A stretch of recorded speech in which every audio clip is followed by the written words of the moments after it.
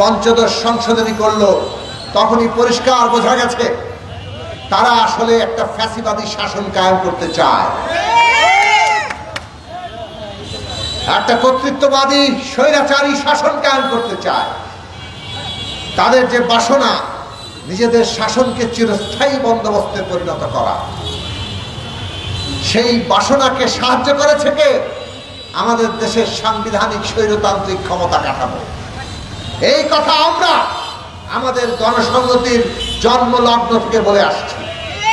বাংলাদেশে অনেক রাজনৈতিক দল নেতৃত্ব তখনও পর্যন্ত এটা মানতে নারাজ ছিলেন। তারা ভেবেছেন আমাদের এই সংবিধান এটা মহান সংবিধান, সেই কথাই তারা প্রচার করেছেন।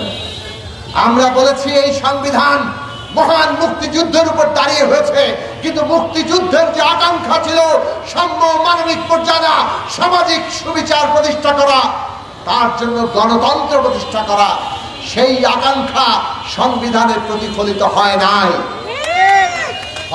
বলে সমস্ত ক্ষমতা একজন ব্যক্তির হাতে কেন্দ্রীভূত করা হয়েছে।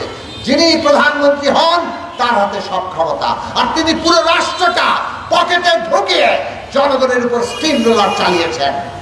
এটাই কি আমাদের অভিজ্ঞতা ছিল না? এটাই কি 72 সাল থেকে এই দেশের অভিজ্ঞতা হয়নি? এরা কেবল স্টিম রোলার চালিয়েছে তা নয়, সব অধিকার কেড়ে নিয়েছিল, এমনকি ভোটের অধিকারটাও কেড়ে নিয়েছে। এই জন্য তত্ত্বাবধায়ক ব্যবস্থা এসেছিল, কিন্তু তত্ত্বাবধায়ক ব্যবস্থাও টেকে নাই। আর টেকে নাই বলে আমরা দেখেছি কিভাবে তত্ত্বাবধায়ক ব্যবস্থা গিলে খাওয়ার চেষ্টা হয়েছে। শেখ হাসিনা এর বিরুদ্ধেই কথা বলেছেন, কিন্তু 8 সালে ক্ষমতায় এসে পুরনো এই যে গিলে খাওয়ার যে চেষ্টা, সেইটাকে পূর্ণ রূপ দিতে চেয়েছেন। 11 সালে ত্রয়োদশ সংশোধনী বাতিল, তত্ত্বাবধায়ক ব্যবস্থা বাতিল, সেইটাকেই প্রকাশ করে তুলল। অর্থাৎ এইটা জমিদারি, এই দেশের এই জমিদারি তারা চালাবেন, এটা তাদের বাপ দাদার সম্পত্তি। বাংলাদেশের মানুষ 11 সাল থেকে লড়াই করেছে, একেবারে সরাসরি এই ফ্যাসিবাদী প্রবণতা, এই কর্তৃত্ববাদ, স্বৈরতন্ত্র কায়েমের চেষ্টার বিরুদ্ধে। আমরা আমাদের দিক থেকে পরিষ্কার বলেছি শাসককে বিদায় করতে হবে। এই বিদায় আমরা আগেও করেছি, কিন্তু আগে যেটা পারিনি শাসকের সাথে সাথে শাসন ব্যবস্থা তার বদল করা, ফ্যাসিবাদীর সাথে সাথে ফ্যাসিবাদী ব্যবস্থা তাকে বিদায় করা, এইবার সেইটা হবে আমাদের সংগ্রাম। আমরা 11 সাল থেকে বলেছি বাংলাদেশে সংবিধানের গণতান্ত্রিকীকরণ, অর্থাৎ একটা গণতান্ত্রিক সংবিধান প্রতিষ্ঠা না করে এই ফ্যাসিবাদী শাসন থেকে, এই স্বৈরাচার থেকে, এই কর্তৃত্ববাদ থেকে আমরা মুক্তি পাব না। আমরা দেখলাম 14 সালে একটা তামাশার নির্বাচন, এবং তারপরে আমরা এই কথা আরো জোরের সাথে বলেছি এখন বাংলাদেশ একটা ফ্যাসিবাদী শাসনের দিকে অগ্রসর হচ্ছে। এবং এই কারণেই ফ্যাসিবাদী শাসকের সাথে সাথে যদি ফ্যাসিবাদকে, পুরো ব্যবস্থাকে আমরা বদলাতে না পারি, তাহলে বাংলাদেশের মানুষ এই লড়াই আর আসবে না। খেয়াল করে দেখুন, 14, 15, 16, 17, 18 সাল ধরে লড়াই হয়েছে, কিন্তু আমরা যেইভাবে লড়াই হলে মানুষকে নামাতে পারতাম, আমাদের অনেক আত্মত্যাগ হয়েছে। বিরোধী দলের নেতা কর্মীদের উপরে হামলা, মামলা, গুম, খুন, অত্যাচারের কোনো সীমা ছিল না।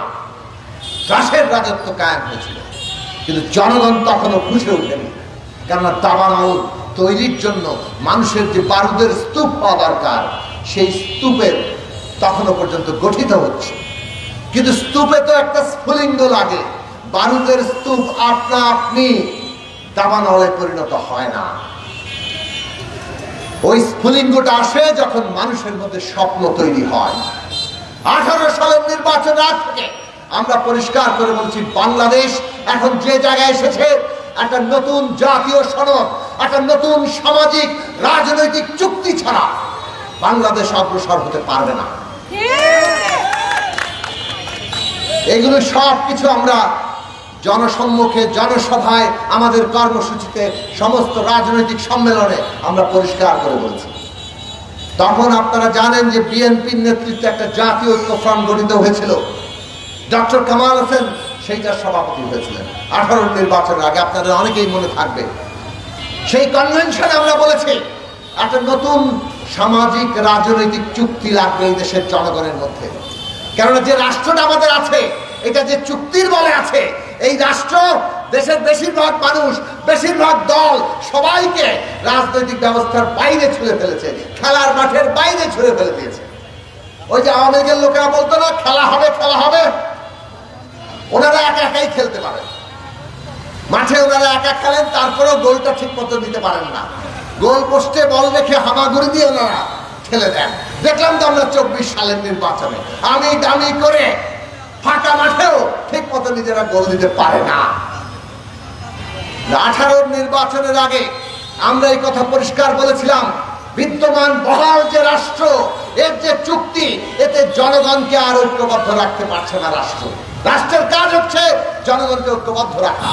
সেই রাষ্ট্র দেশের বেশিরভাগ মানুষকে আজকে রাষ্ট্রের বাইরে নিয়ে গেছে, মানুষের অধিকার থেকে বঞ্চিত করেছে, তাকে গুম খুন হত্যা হামলা মামলা আর ত্রাসের রাজত্ব কায়েম করে শাসন করতে চাইছে।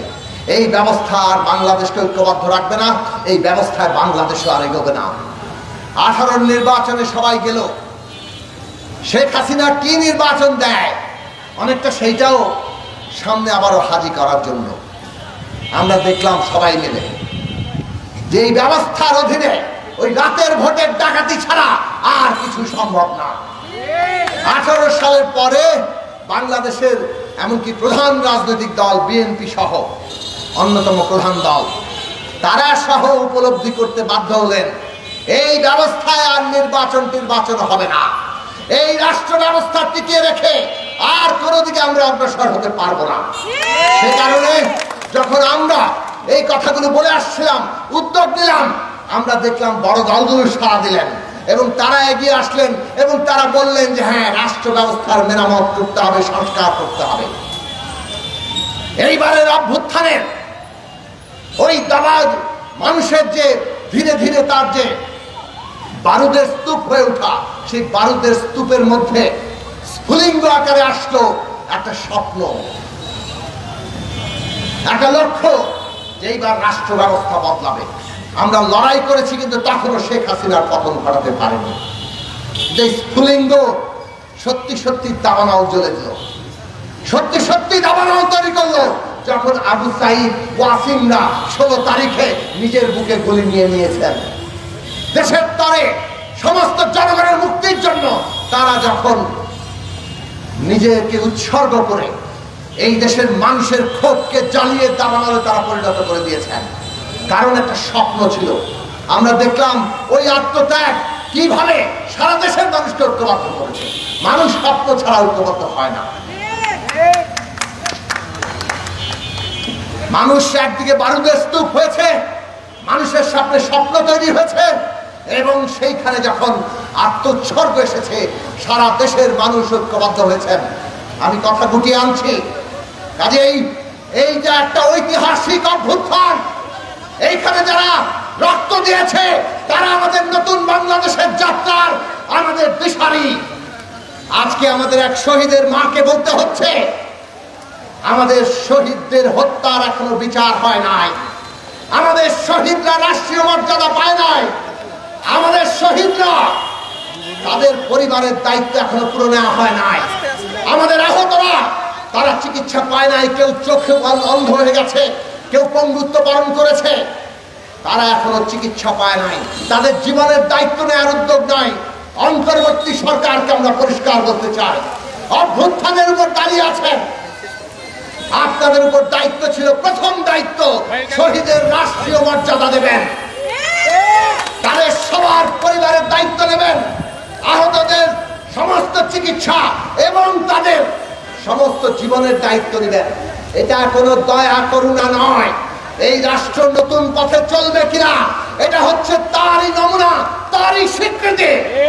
এই রাষ্ট্রই বাংলাদেশ, মানুষের স্বপ্ন, তার ইচ্ছা, তার অভিপ্রায় অনুযায়ী এই দেশ চলবে কিনা সেইটা প্রমাণিত হবে যখন শহীদ এই দেশে মর্যাদা পাবে, রাষ্ট্রীয় মর্যাদায়। আজকে সরকারের উচিত ছিল প্রতিটি জেলায় এসে সমস্ত শহীদ পরিবারকে নিয়ে তাদের রাষ্ট্রীয় স্বীকৃতি দেওয়া, জনগণকে ঐক্যবদ্ধ করা, তাদের যে ইচ্ছা স্বপ্ন অভ্যুত্থানে তৈরি হয়েছে তাকে ধারণ করা, তাকে আরো এগিয়ে নিয়ে যাওয়া। আমরা পরিষ্কার করে বলেছি আমাদের নতুন বন্দোবস্ত লাগবে। এই বন্দোবস্ত হচ্ছে রাজনৈতিক, অর্থনৈতিক, সাংস্কৃতিক বন্দোবস্ত। লুটপাটের অর্থনীতি, লুটপাট আর দখলদারির অর্থনীতি এইটাকে বহাল রেখে বিভাজনের সংস্কৃতি, মানুষকে ভাগ করো, এই সংস্কৃতি বজায় রেখে আজকে আমরা বাংলাদেশের নতুন কোন রাজনৈতিক বন্দোবস্ত তৈরি করতে পারবো না। কাজেই অর্থনৈতিক বন্দোবস্ত যেটা বহাল আছে ওটা হচ্ছে লুটপাট আর দুর্নীতির বন্দোবস্ত। সাংস্কৃতিক বন্দোবস্ত যেটা বহাল আছে ওইটা হচ্ছে বিভাজনের সংস্কৃতি। এই অর্থনৈতিক এবং সাংস্কৃতিক বন্দোবস্ত বদলাতে হবে, তার উপর দাঁড়াবে নতুন বন্দোবস্ত, রাজনৈতিক বন্দোবস্ত। সেইটা হচ্ছে গণতান্ত্রিক বন্দোবস্ত, গণতান্ত্রিক রাজনৈতিক বন্দোবস্ত, গণতান্ত্রিক অর্থনৈতিক ব্যবস্থা, গণতান্ত্রিক সংস্কৃতি ছাড়া টিকতে পারে না। আমাদের হৃদয়, আমাদের আশরাফুল কিংবা আমাদের ফারুক কিংবা এই টাঙ্গাইলের 9 জন শহীদ কিংবা বাংলাদেশে আরো হাজারো শহীদ, আমাদের সংগঠনের ছাত্র সংগঠনের শাকিল, জুলফিকার শাকিল সবাই প্রাণ দিয়েছেন। এই প্রাণকে যদি আমরা মর্যাদা দিতে চাই, আমাদের নিজেদের ভবিষ্যৎ যদি আমরা তৈরি করতে চাই, শহীদের রক্তের ঋণ বুকে রেখে আমাদেরকে নতুন রাজনৈতিক, অর্থনৈতিক, সাংস্কৃতিক বন্দোবস্ত তৈরি করতে হবে। সেইটা করতে গেলে গণমানুষের রাজনৈতিক দল দরকার, যারা গণমানুষের স্বার্থ রক্ষা করবে, শ্রমিকের স্বার্থ, কৃষকের স্বার্থ, শ্রমজীবী মেহনতি কর্মচারীর স্বার্থ নয়, আমাদের সংখ্যাগরিষ্ঠ ছাত্র, যুব, তরুণ তাদের যে স্বার্থ সেই স্বার্থ নাই। ছাত্র, যুব, তরুণরা তারা বাংলাদেশকে গড়ে তুলবে, তাদের উপরে আমরা ভরসা রাখতে চাই। আগামী দিনে তরুণদেরকে কাজে লাগাতে আমাদের নেতা লাবু আছে, আমাদের নেতা ছাত্র ফেডারেশনের সাবেক সাধারণ সম্পাদক আশরাফুল আলম সোহেল আছে, আমাদের তরুণ ছাত্র ফেডারেশনের বর্তমান নেতৃত্ব আছে, নারী, পুরুষ এবং আমাদের এখানে মেয়েরা যে নেতৃত্বের জায়গা দেখিয়েছে সেইটা নতুন করে টাঙ্গাইলবাসীকে ঐক্যবদ্ধ করবে। অত্যাচার আর ক্লাসের রাজত্ব এইগুলোকে শেখ